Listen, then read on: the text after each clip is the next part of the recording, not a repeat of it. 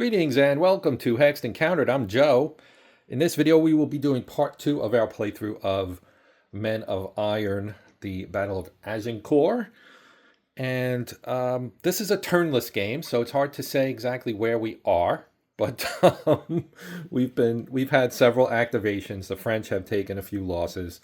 One thing I noticed in reviewing my the first part is when we recently had this longbowman attack this unit here, and we rolled a 1, I think, if I remember correctly, and we had a +2, or actually no, it was a 0, and we had a +2 because of the range being only 1. And if we look at this here, he's disordered. So a 2 actually is a retreat.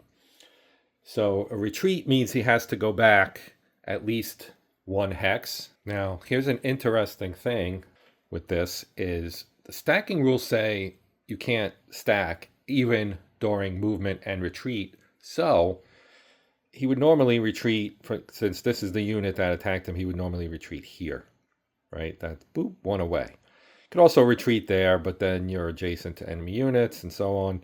And he could also retreat here. Either way, he's blocked. If this was a missile unit, such as these archers over here, he could retreat there and disorder them and then retreat one further to basically get behind them, like basically retreat through them. He can't retreat through his fellow dismounted men-at-arms. He is actually eliminated. So that's actually pretty bad for the French, as that costs them 3 more flight points and drops them down to 19. And once we get close, we'll have to start rolling during the loss phase, which we have not had to do yet because they have 19 and it's 1d6. So once we get within a d6 roll of 0, then we have to roll and we add those points.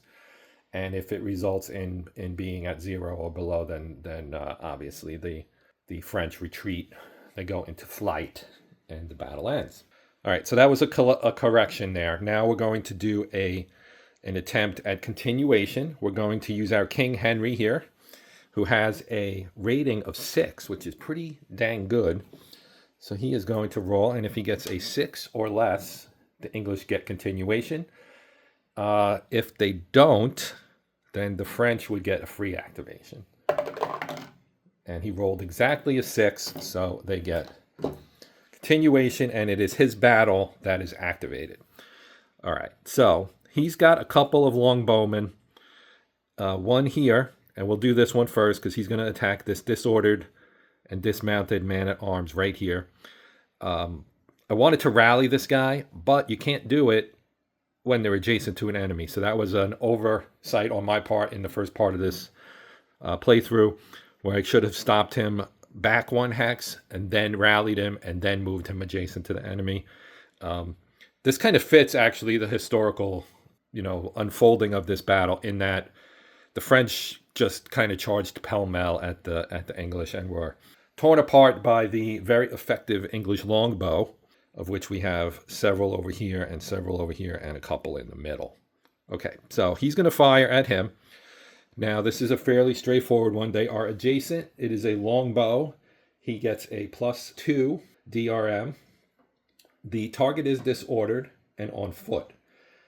So 1 or less would be no effect. 2-3 is a retreat. 4-6 is retire, and greater than 7 is an elimination. So if we roll a 5 or higher, we will eliminate that unit. And we rolled a 6. 6 + 2 is 8. He has been eliminated. That is another 3 flight points applied to the French, dropping them to 16. Now this one is going to be a little bit different, and I think I may have I may have removed, and I did in fact remove the one legal target there for him. Would have been that guy, and maybe I should have used him to fire at it, but we would have taken a -1. Which ultimately, with that result, would have not eliminated them. So I'm going to move him because you do each unit individually. And in part one, I didn't always do that. So I wasn't exactly following the way the game is supposed to be played. But now we're going to do one unit at a time. So I'm just going to move him here. And now he can fire because he's now within 3 hexes of units. And this guy right here is still disordered. Although I wonder why that is. I think he should not have been unless I disordered him with a prior attack, which is a possibility. So he's going to fire there. The range is 3, which means it's a -1 DRM this time. And that's it because he's not disordered. So it's a -1. Terrain has no effect in this case. The target, again, is disordered. So we have the same range of possible results. And we got a 0, which is no effect. So we've been doing that a lot. And fortunately for the French, unfortunately for the English, it's a bad result. Okay, so we are back at the seizure opportunity here, or continuation opportunity. It is a seizure opportunity for the French. And they are going to, let's see. Well, we can try to activate this battle or this battle. We can't try to reactivate Henry because he was just activated. Now, they lost their leader, and the new leader has a number 2, which is really low. So we might save him for a free activation. He's a 4. Edward, Duke of York, he's a 4. However, because he's within the king's command range, if we look at this, there's a -1 there. So that is a modifier that would apply to the continuation roll. So that actually helps his number. So we're gonna roll for continuation. Now let's talk about seizure here because we haven't done it yet, and this may be a good opportunity to try it. So I'm going to show this, even though, well, you'll see here in a moment.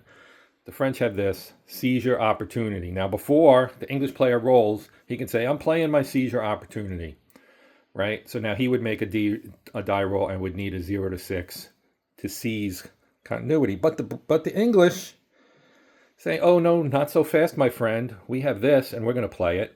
So now they've basically negated each other, and we just do the regular continuation attempt by the English. So again, it's going to be Edward rolling here. He got a 0, which means he succeeds even without the -1 help from his king. And so our white forces here, the white stripers, under Edward, will have their activation. Now, we will not do anything with these 2 so that we can rally them and put them, get them out of their disordered state. But we will allow these guys to fire. The issue they may have is line of sight. Because if you look down this line here, they don't really have anyone within 3 hexes. So this may have been just a wasted continuation because I don't think they can see this guy because of the woods that would block. There. So instead, we're just going to go to the rally phase, and we'll just rally these 2 who, due to some bad luck early on, were disordered by the French archers. So now they're all fresh, and we would go right back to a continuation attempt by the English. They will use Henry this time. The French only had 2 seizure counters. They do not have the ability. Their other counter is a battle cry counter. And what the battle cry counter gives you, it allows you to rally 1 friendly retired unit, but we don't have any retired units, so can't use it. So Henry's going to roll against that mighty 6 and see if he gets continuation, and he does not. He rolls a 9. So with that happening, the French get a free activation. So they can do whatever they like with their free activation. I think what they're going to do is they're going to activate Charles because he's in the front rank here. And we're going to try to hit the king here. So we'll move him here. The idea is to attack, okay? Whoops, bang the camera. Okay, so, and then we're going to move this guy up. And then we'll actually move this guy up as well. Now, he's not disordered, so it's a 6. Now, remember, if you didn't watch part 1, you may not know this, but we are currently in mud in this scenario. So the movement cost is basically 2 on clear terrain. They're also elevated, which doesn't really factor at the moment because they'll be going downhill. But he's going to go 1, Well, see, here's the thing. I forgot to do this already, but he's got reaction fire, and so does he against these two. So we'll resolve that. Let's resolve it right now. So I believe he moved first. It really doesn't matter. Maybe he moved first. Let's resolve this reaction fire. So since it's reaction fire, it's longbows. The range is 1. It's a +2. He is not disordered. So the most he can do is disorder him. And by rolling a 0, he does not successfully do that because it becomes a 2 and you need a 5 or greater to disorder a non-disordered unit. We'll try the same here with this longbowman. He also rolls a 0. So wasting time there. All right. Now, if he moves up here, he's then adjacent to him. If he moves here, which I think is what I'm actually going to do. Actually, you know what? I'm not going to do it. We're going to leave him here because this guy's not moving. So he will rally. And then the king, well, he's not the king. He's the Duke of Orleans here, will have an undisrupted dismounted man-at-arms. This is a mounted man-at-arms. So they can do what's called a charge, and we'll do that next activation for this group. That way you get to see all the mechanics at play here regarding charging and shock combat. So we're going to get back to this shock combat here because all the movement's now done and there's no fire because they don't have any missile units. So these guys are going to now shock attack the king and his dismounted men-at-arms here in the gap between the two longbow spiked stake positions there. So let's take a quick look at how this stuff works, right? So here's the shock phase. We're not charging because we don't have any mounted units. So that does not apply. This does not apply. We did do the reaction fire, but that was for their movement. The terrain here does not affect anything, so we're okay there. There is no reluctance because, again, none of these are mounted. And the defenders are not going to retreat. And they cannot countercharge because they also have no mounted units. So we go right here to the resolution of shock, the shock attack, and we're going to roll this out and see what we get. Now I haven't really been using markers because I know what I'm doing. It's a smallish battle. There isn't a lot going on. Since they're really only the places that can have, shock combat, so to speak, is here, here, and here. 3 hexes. So, but you would normally do that. These two are attacking that hex. You mark them with the shock marker so that you can know where the shock combat is going to take place. So if we were attacking over here as well, you'd have, that way you can keep track of which ones you've done and which ones you need to resolve. Okay, so let's figure this out, right? So we have our possible DRMs for shock or charge. So you take the defender shock defense DRM. Their shock defense is -3. It's the topmost number, topmost right side number there, that -3. That is their shock combat defense DRM. They do have a leader stacked with them. However, that does not matter when you are the defender. When you are the attacker, you get use the leader's charisma rating. Henry's is a +1. That does not apply here though. Okay, strength advantage. That is basically just the difference in numbers of attackers versus defenders. So it's 2 to 1, which means we add 1. So that's a +1. So we're at a -2 total. Then the weapon system matrix, they're both dismounted men-at-arms, so that is a 0, still at -2. We don't have anything for continuing attack, attacker disordered, countercharge, no shield wall, no charge, defender's not retired, and nobody's attacking through flank or rear, and there's no attacks through 2 different sides, they're both through the front. So our DRM is a -2. So we're going to roll our die. And it's a 6. And so if we come to our shock combat table, adjusted DR, 6-7 is defender disordered for normal, because they're not disordered. If they were disordered, that would be a retire. So he rolled a 6, but we get a -2, moves it to no result. So no result, and that ends that combat.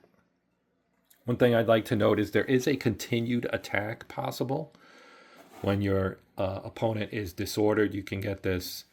If you're charging, you can actually get it against a normal defender, which is here. So when we do this one here, he will charge. That will allow us to, assuming he doesn't have reluctance or whatever that negates it. We'll see it then. So that ends this. I'm going to pull these markers off. They can try again next turn. Next time they're activated. This guy is going to get flipped to his not disordered side. So the French are trying to get their act together. They have taken 5 unit losses thus far, but they do have, as you can probably see from their field, they have still maintain a numerical advantage. So they are now going to attempt continuation, but the English this time are going to say, hey, we have an opportunity chit as well, so we're going to seize it here, and we get a 6. So the French not having a seizure negation, they can't do anything about it. So we roll for the English, they get a 6. They have seized initiative for, and I forgot to say who they were going to seize it for. We were going to seize it for these guys, actually, because, and I should have said this beforehand, his number's so low that using the chit allows him to actually succeed. Otherwise, he would undoubtedly fail. So, because he's a replacement since the real commander got killed. Now, we've got 3 longbowmen that we can use. So let's try and take these disordered crossbowmen out and hope we have better results than we did the last time we tried this during part 1. Range is 2. So range of 2 gives us a +1 for longbows. So he's going to attack him. There's going to be no movement. He will attack this guy here. And at that range, as I said, he gets a +1. That is a crossbowman is the target. Not that that matters, but it does in some scenarios, however, not this one. So let's roll. 0 + 1 is 1. For a disordered target, that is no effect. All right, now we'll do this guy attacking him, and I'm going to see if I can get something a little better here. And we got a 7. Hey, that's great, because a 7 with the +1 becomes an 8, and that eliminates him. That is 2 more flight points. They are now at 14, the same as the English, who have yet to lose any flight points. And we are closing in on potentially a win here. Now we've got this guy, 1, 2, 3. Could take a -1 to try and take this one out. We could also try to disorder this guy with a +2 DRM. So let's do, well, 1, 2, 3. We could also try to disorder this archer as well. Let's do that. We're going to try to take this archer and disorder him. As tempting as it is to attack this guy, I'm going to hold off. Because the archers are more dangerous. Their archers can damage our archers. Their foot cannot. So, we got to do things. They're sitting behind their fortifications here. So our bowmen need to be effective, and we don't need them being disordered or, worse yet, eliminated. So let's take a shot at this guy. So it is a -1 DRM, and he is not disordered, but we're going to try to make him so. So we need a 6 or less. Actually, no, a 4 or less. A 0. A 0, I mean, a 4 or higher was what we actually needed. So that, of course, is no effect. That die seems to really like landing on a 0. All right. Well, that was that. Now we can try for continuation again. The French do not have any seizure opportunities. So we will attempt to activate this group here. It's a 4. We do get a -1 on the die roll because of the king. It's a 4, so that is good. The die roll actually is basically a 3. So these guys are now activated, and we'll take another crack at trying to disorder these guys. So we're going to attack this guy who is mounted. So that's going to give us a different column to look at. The range is 2, so that is a +1. Target is mounted is here. He's not disordered. So a 4 or less is no effect. 5, 6 will disorder, and a 7 or higher will unhorse them. All right, let's see what we get. I'm going to spin this thing here.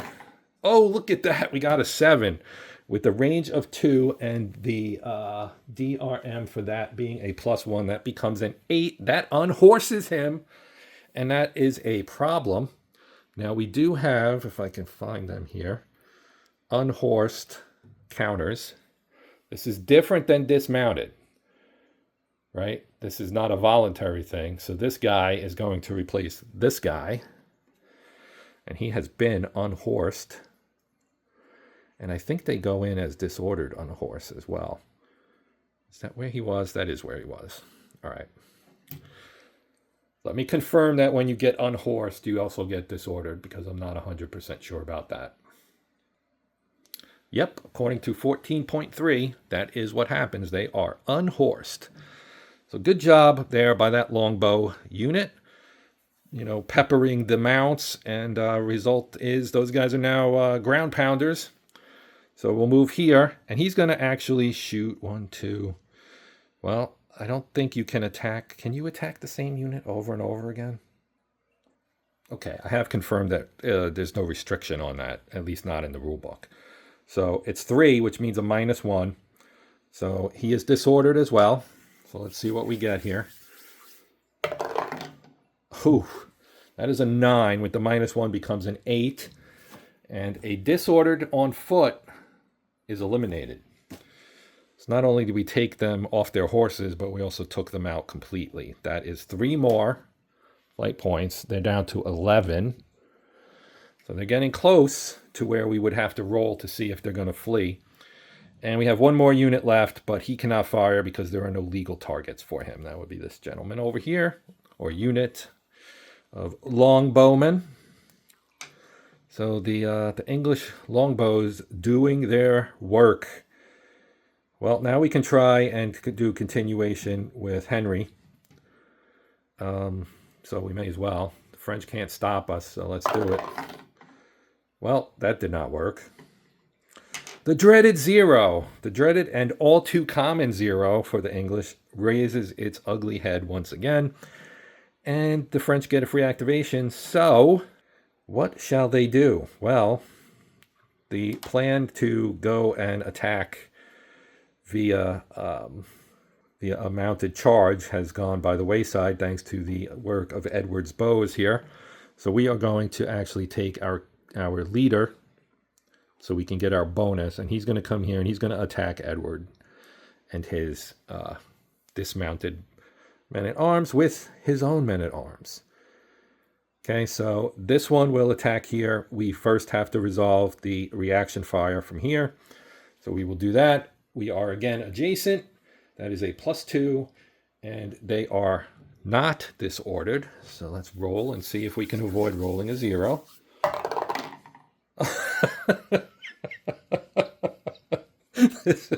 This is comical. Truly comical. Okay, it's amazing we've eliminated, 6 units so far, considering how often I roll a 0. Anyway, that's just brutal. Yeah, that's nothing. We need a 5 to even disorder them. So now we'll do our shock attack. We'll start here. I mean, I could do that, and I'd have to get a third one out, which I don't have right now. But we'll do that one, and then we'll do this one next. So he's attacking here, and we're going to have even strength, so no strength adjustment. Their modifier is, in that case, a 2, not quite as accomplished as the dismounted men-at-arms with the king. So that's only a -2 on there, and no strength advantage, so it stays a -2. So let's see what we get here. A 0. Well, that's going to be pretty bad. So we have adjusted DR, would actually be less than 0.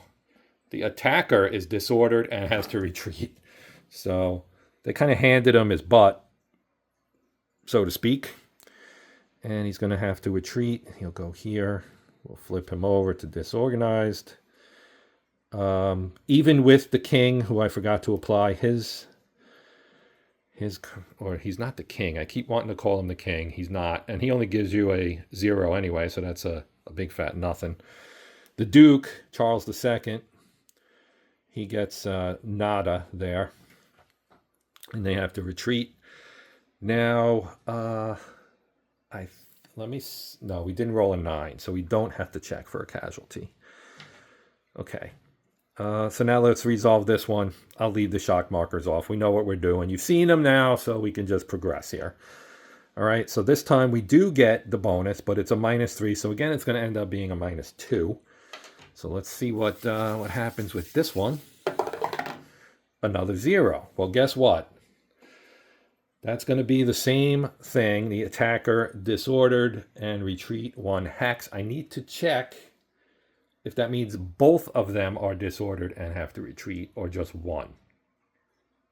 Yep, it applies to all units. So he's going to retreat here, and he will retreat there. They are disordered, and they're in rough shape.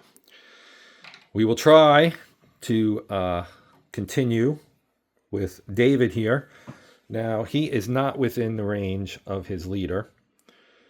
1, 2, 3, 4. He is in range of all his units, so we're good there. Still, nobody's out of command is what we're checking. So he's got a 3. So he needs to roll a 3 or less. And he rolls a 6, which is not successful. Therefore, English get a free activation. I could pass, and what passing will do is give you, will take the time limit down by 1. We have their flight point at 11.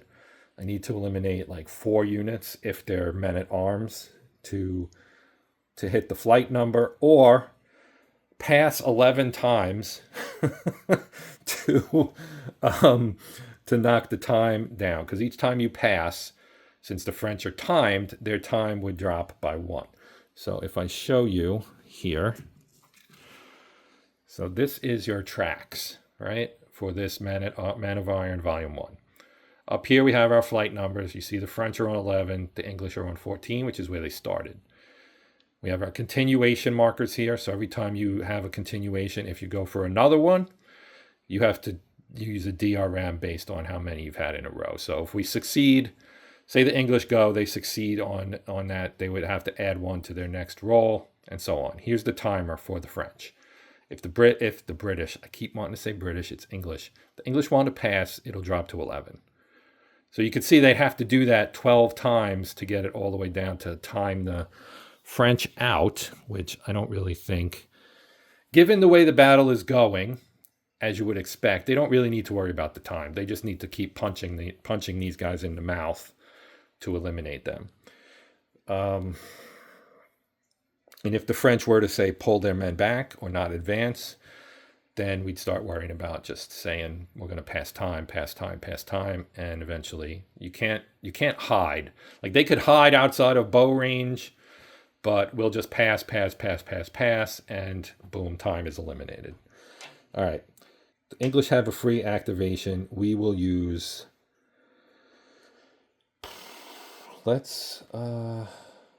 Actually, no, it's the French who are activated. And he failed it. So it is the English that are activated.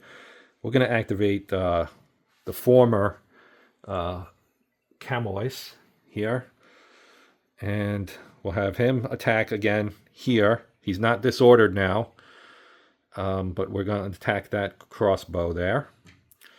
So the range is 2. That is a +1. 3 + 1 is 4. Not good enough to disorder, but at least it's not a 0. All right, now we'll have him fire. Same target.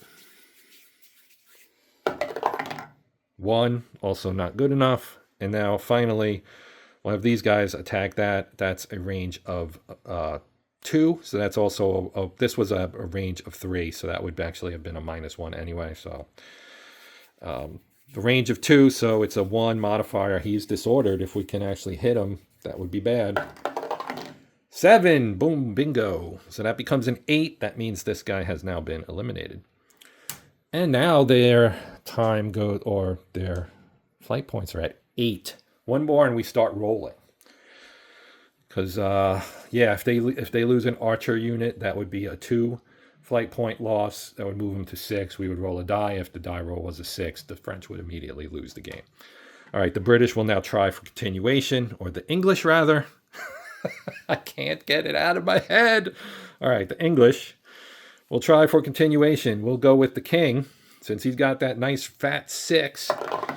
And he rolls a 1, so he's got it. We'll have these guys attack that one. Same thing. Range is 2, +1 on the roll. 5 + 1 is a 6. And with disordered, 6 is retire.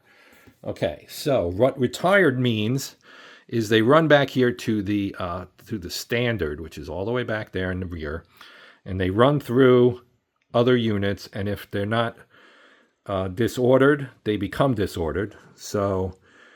And they have to go in kind of the straightest line that will get them there. In theory, that's through this guy, so we'll disorder him. And then the rest of these are already disordered, so we don't have to do anything with that, and he ends up back here. Okay, now we do a die roll to see if they retire or they completely just run. And the roll for that, and this is a scenario rule, not a game rule. For this battle, if we roll a 0 to 6, they successfully retire. If they roll a 7 through 9, they flee the field entirely. It's a 2. So they did successfully retire. And now when the French can play their battle cry to actually fix him up.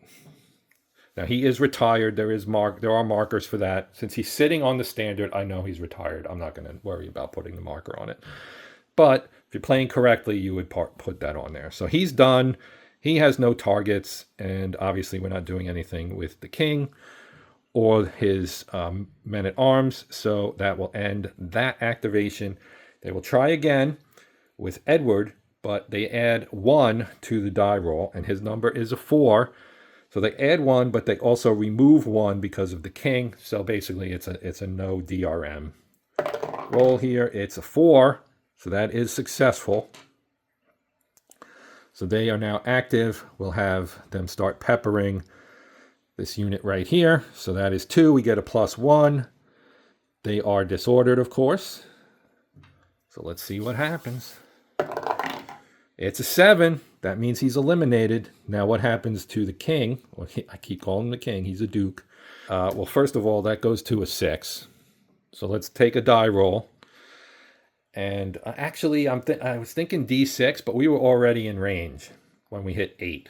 So I'm going to roll now. 6 or more, and the battle's over.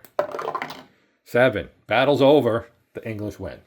Because the flight point would drop all the way to 0, and that is that. It is kind of their Richard Berg's mechanism for some fog of war, some uncertainty in when an army is going to break. The French have broken. The battle is over. It would not matter what happened to the leader. The leader, by being alone in the hex, does not necessarily mean anything negative unless you were to move out and snatch him up or something. So that is going to do it for this one. Thank you for watching. As I mentioned in part 1, I am planning or hoping to do a series on this series because I really like it. You know, something about the knights and the armor and the swords and cavalry and all that good stuff. So the next video will be featuring Infidel, which of course was the second game in the series. So we'll do a battle from Infidel, then I'll do one from Blood and Roses, then we'll move on to the games that came after the Tri-Pack, Arquebus, Norman Conquests, and Purgatorio. That is it for this one. As I said, thank you for watching. Shout out to my channel members. Appreciate the support, guys. Thank you very much. For everyone else, I appreciate you watching. Hopefully you enjoyed it and found it useful, and we'll come back and check out something else down the road. But while you're here, please consider liking, sharing, hyping, or even perhaps becoming a subscriber if you are not one already. You can click on the bell for notifications or not click it and still subscribe. Either way, it would be of benefit to my channel and appreciated by me. For all you subscribers, thank you for your support. That is going to do it for this one, as I said. Until next time, I'm Joe. This is Hexed Encountered. And as always, happy gaming.